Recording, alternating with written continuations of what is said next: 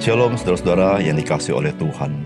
Apakah yang sangat dibutuhkan dalam hidup kita supaya kita bisa hidup produktif, hidup menjadi berkat. Bahkan saudara-saudara, potensi-potensi hidup kita bisa digerakkan secara optimal dalam hidup kita. Saudara, saya percaya ada satu hal yang sangat berharga untuk hal itu, yaitu damai sejahtera dalam jiwa kita. Saudara, Tuhan Yesus berkata, damai sejahteraku ku berikan kepadaku, yang tidak dapat diberikan dunia ini. Oleh karena itu, saudara yang kasih dalam Tuhan, mari kita hidup di dalam Kristus dan kita mengalami damai sejahtera itu. Salam jumpa dalam program Tuhan Adalah Gembalaku.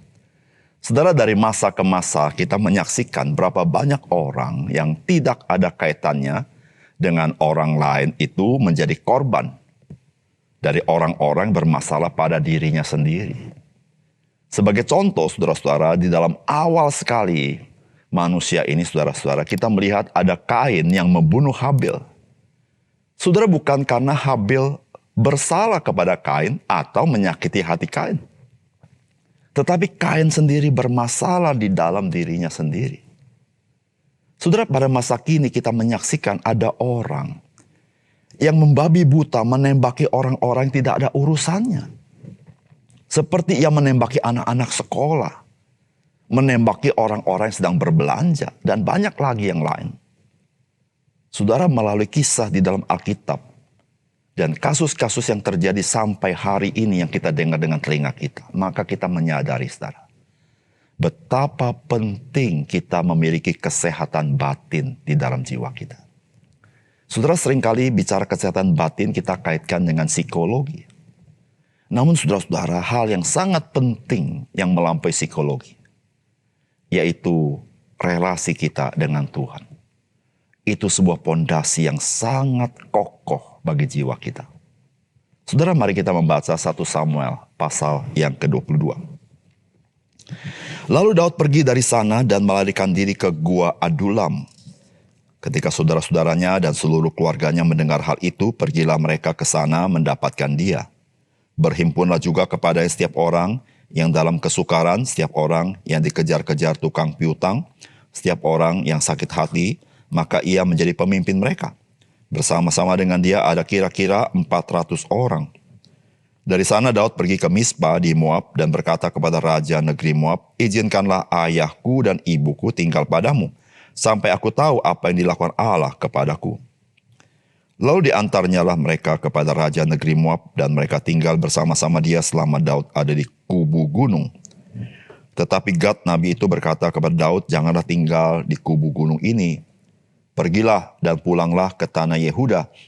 Lalu pergilah Daud dan masuk ke hutan Keret. Hal itu terdengar oleh Saul, sebab Daud dan orang-orang yang bersama-sama dengan dia telah diketahui tempatnya. Adapun Saul ada di Gibea, sedang duduk di bawah pohon tamariska di bukit, dengan tombaknya di tangan, dan semua pegawainya berdiri di dekatnya. Lalu berkatalah Saul kepada para pegawainya yang berdiri di dekatnya, "Cobalah dengar, ya orang-orang Benyamin. Apakah anak Isai itu juga akan memberikan kepada kamu sekalian ladang dan kebun anggur? Apakah ia akan mengangkat kamu sekalian menjadi kepala atas pasukan 1.000 dan atas pasukan 100? Sehingga kamu sekalian mengadakan persepakatan melawan aku, dan tidak ada seorang pun yang menyatakan kepadaku bahwa anakku mengikat diri dengan anak Isai itu. Tidak ada seorang pun dari kamu yang cemas karena aku, atau yang menyatakan kepadaku bahwa anakku telah menghasut pegawaiku melawan aku menjadi penghadang seperti sekarang ini." Lalu menjawablah Doeg, orang Edom itu yang berdiri dekat para pegawai Saul, katanya, "Telah kulihat bahwa anak Isai itu datang ke Nob kepada Ahimelek bin Ahitub. Ia menanyakan Tuhan bagi Daud dan memberikan bekal kepadanya. Juga pedang Goliat orang Filistin itu diberikannya kepadanya." Lalu raja menyuruh memanggil Ahimelek bin Ahitub, imam itu, bersama-sama dengan seluruh keluarganya, para imam yang ada di Nob, dan datanglah sekalian menghadap raja. Kata Saul, "Cobalah dengar, ya anak Ahitub." Jawabnya, "Ya tuanku." Kemudian bertanyalah Saul kepadanya, "Mengapa kamu mengadakan persepakatan melawan aku, engkau dengan anak Isai itu? Dengan memberikan roti dan pedang kepadanya, menanyakan Allah baginya sehingga ia bangkit melawan aku menjadi penghadang seperti sekarang ini." Lalu Ahimelek menjawab raja, tetapi siapakah di antara segala pegawaimu yang dapat dipercaya seperti Daud? Apalagi dia menantu raja dan kepala para pengawalmu dan dihormati dalam rumahmu. Bukan ini pertama kali aku menanyakan Allah bagi dia. Sekali-kali tidak. Janganlah kiranya raja melontarkan tuduhan kepada hambamu ini. Bahkan kepada seluruh keluargaku. Sebab hambamu ini tidak tahu apa-apa tentang semuanya itu. Baik tentang perkara kecil ataupun perkara besar. Tetapi raja berkata, engkau mesti dibunuh Ahimelek, engkau dan seluruh keluargamu. Lalu raja memerintahkan kepada bentara yang berdiri di dekatnya, majulah dan bunuhlah para imam. Sebab mereka membantu Daud. Sebab walaupun mereka tahu bahwa ia melarikan diri, mereka tidak memberitahukan hal itu kepadaku. Tetapi para pegawai raja tidak mau mengangkat tangannya untuk memarang imam-imam Tuhan itu. Lalu berkatalah raja kepada Doeg, majulah engkau, paranglah para imam itu. Maka majulah Doeg, orang Edom itu, lalu memarang para imam itu yang membunuh pada hari itu 85 orang yang memakai baju efod dari kain lenan. Juga penduduk Nob, kota imam itu, dibunuh raja dengan mata pedang. Laki-laki maupun perempuan, kanak-kanak maupun anak yang menyusu, pula lembu, keledai, dan domba dibunuhnya dengan mata pedang. Tetapi seorang anak Ahimelek bin Ahitub namanya Abiatar luput. Ia melarikan diri menjadi pengikut Daud.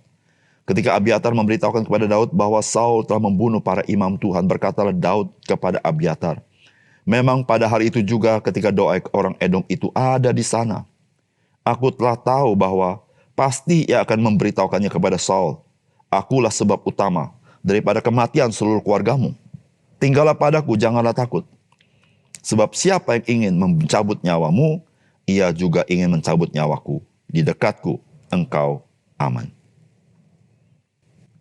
Saudara yang dikasihi oleh Tuhan, Raja Saul memang benar-benar tertekan jiwanya. Bukan karena ada orang yang hendak menekan dia, tetapi dirinya sendirilah yang menekan dirinya sendiri. Benarlah jikalau peperangan yang paling dahsyat adalah peperangan di dalam batin seseorang. Peperangan yang tidak kunjung selesai di dalam diri Saul berakibat fatal. Bukan bagi pengkhianat-pengkhianat, tetapi bagi orang-orang yang setia kepadanya. Seperti Ahimelek. Memang Tuhan telah mengatakan tentang penghukuman kepada keturunan Imam Eli. Dan kita ketahui, Ahimelek adalah keturunan Imam Eli. Tetapi apa yang dilakukan Raja Saul adalah murni sebuah kejahatan yang extraordinary. Saudara, apakah pesan firman Tuhan bagi kita? Saudara, yang pertama, saudara, firman Tuhan memberitahukan kepada kita, jiwa seorang yang tidak merasa aman akan berimbas kepada relasinya dengan orang lain. Saudara, firman Tuhan berkata begini, hal itu terdengar oleh Saul sebab Daud dan orang-orang yang bersama-sama dengan dia telah diketahui tempatnya. Adapun Saul ada di Gibea, sedang duduk di bawah pohon tamariska di bukit dengan tombaknya di tangan, dan semua pegawainya berdiri dekatnya. Lalu berkatalah Saul kepada para pegawai yang berdiri dekatnya, cobalah dengar ya orang-orang Benyamin. Apakah anak Isai itu juga memberikan kepada kamu sekalian ladang, kebun anggur? Apakah ia akan mengangkat kamu sekalian menjadi kepala atas pasukan 1000 atau pasukan 100? Sehingga kamu sekalian mengadakan persepakatan melawan aku, dan tidak ada seorang pun menyatakan kepadaku bahwa anakku mengikat diri dengan anak Isai itu. Tidak ada seorang pun dari kamu yang cemas karena aku, atau yang menyatakan kepadaku bahwa anakku telah menghasut pegawaiku melawan aku dan menjadi penghadang seperti sekarang ini. Saudara-saudara, sangat memprihatinkan jiwa daripada Saul. Saul mengatakan bahwa tidak seorang pun dari kamu yang cemas karena aku. Saudara, siapakah pegawai-pegawai Saul yang cemas akan nyawa Saul karena tidak ada seorang pun mengancam nyawanya? Bagaimana mereka bisa mencemaskan Saul? Tetapi sebaliknya, mereka bisa mencemaskan nyawa daripada Daud karena Saul memburu-buru Daud meskipun Daud tidak berbuat jahat kepadanya. Saudara-saudara yang kasih dalam Tuhan, apakah akar permasalahan daripada Saul? Saudara, Saul tidak diancam oleh siapapun. Dia seorang raja yang aman. Tetapi jiwanya tidak menemukan rasa aman itu. Saudara, karena dia tidak punya rasa aman dalam jiwanya, maka dia merasa orang-orang sekitarnya merupakan ancaman bagi dia.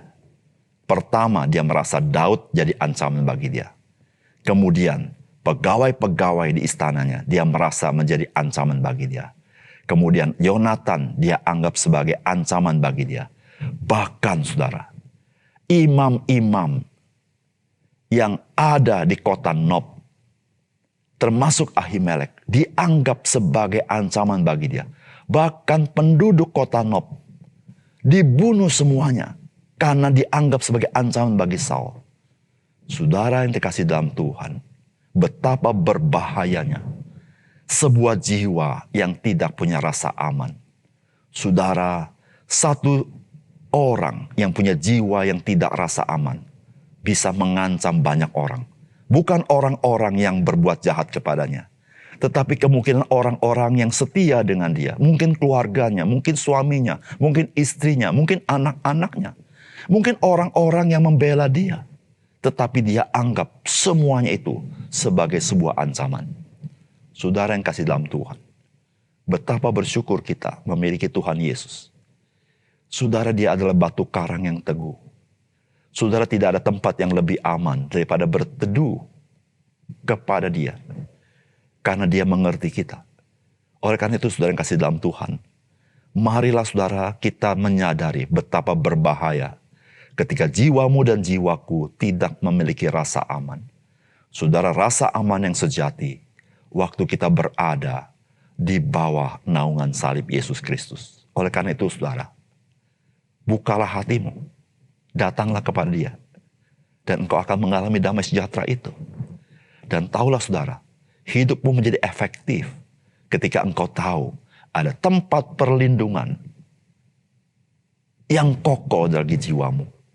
Bukan orang lain, bukan dirimu, bukan hartamu, bukan kekuatanmu, bukan singgasanamu, tetapi Raja di atas segala raja, the Prince of Peace, Raja Damai itu. Dia bertahta dalam hatimu. Yang kedua, saudara, saudara tidak menguasai diri, seringkali berakar pada hati yang tidak takut akan Tuhan. Saudara, firman Tuhan berkata begini, tetapi Raja berkata, engkau mesti dibunuh, Ahimelek, engkau dan seluruh keluargamu. Lalu Raja memerintahkan kepada bentara yang berdiri dekatnya, majulah, bunuhlah para imam Tuhan itu, sebab mereka membantu Daud. Sebab walaupun mereka tahu bahwa ia melarikan diri, mereka tidak memberitahukan hal itu kepadaku. Tetapi para pegawai raja tidak mau mengangkat tangannya untuk memerangi imam-imam Tuhan. Lalu berkatalah Raja kepada Doeg, majulah engkau dan paranglah para imam itu. Maka majulah Doeg, orang Edom itu, lalu memerangi para imam itu. Ia membunuh pada hari itu 85 orang yang memakai baju efod dari kain lenan, juga penduduk Nob, kota imam. Dibunuh Raja dengan mata pedang. Laki-laki, perempuan, kanak-kanak, anak menyusu, lembu, keledai, domba, dibunuhnya dengan mata pedang. Saudara yang dikasihi oleh Tuhan, apa yang dapat kita katakan tentang perbuatan Saul? Mungkin kita katakan Saul bermata gelap. Tetapi yang pasti, saudara, saya ingin katakan Saul tidak bisa menguasai diri. Saudara, Saul menuding dengan begitu sembarangan. Dia pertama menuding Daud sebagai penghadang. Dia menuding Yonatan, mereka-rekakan yang tidak baik baginya. Dia menuding pegawai-pegawai istananya, telah merekakan yang tidak baik, tidak membela Saul.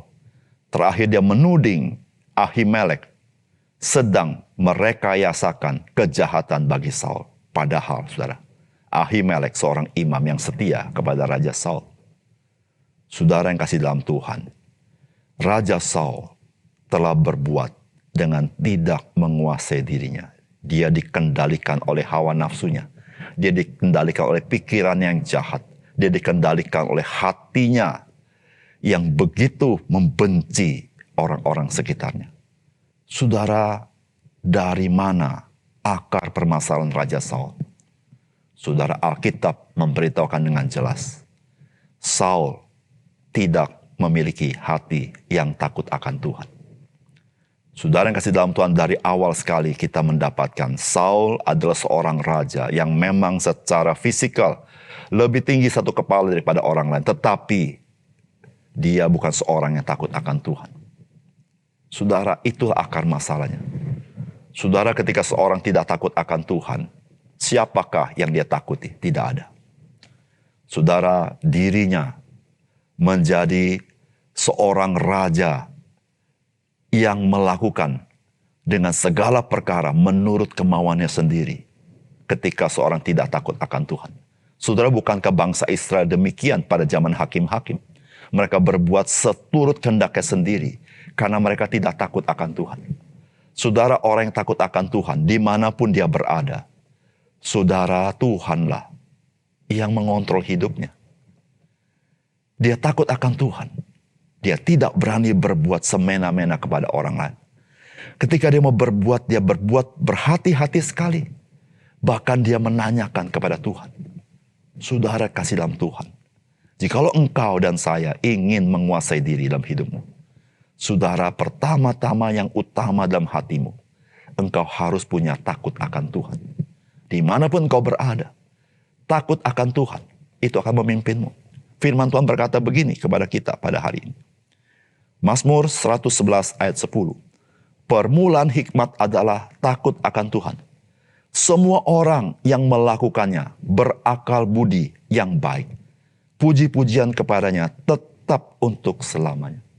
Saudara, ketika engkau dan saya punya takut akan Tuhan, engkau diberikan hikmat oleh Tuhan. Bahkan, orang-orang seperti ini berakal budi yang baik. Saudara, marilah, sebagai orang percaya, hiduplah takut akan Tuhan. Dimanapun, apapun, siapapun yang kau jumpai, mari takut akan Tuhan. Mari kita berdoa. Bapa surga, terima kasih untuk firman Tuhan. Kami bersyukur karena kami mengenal Tuhan Yesus. Sehingga Tuhan dalam hidup kami boleh menyerahkan hidup kami kepada Tuhan. Kami tidak perlu curiga, syakwa sangka dengan orang lain, curiga atau paranoid dengan orang lain, takut ancaman orang lain. Tetapi kami percaya tidak ada satupun rambut dari kepala kami akan jatuh tanpa seizin Tuhan. Ajar kami takut akan Engkau. Tuhan, terima kasih karena Engkaulah memberi damai sejahtera dalam hidup kami. Ajar kami selalu berpaut padamu. Dalam nama Tuhan Yesus kami berdoa. Amin.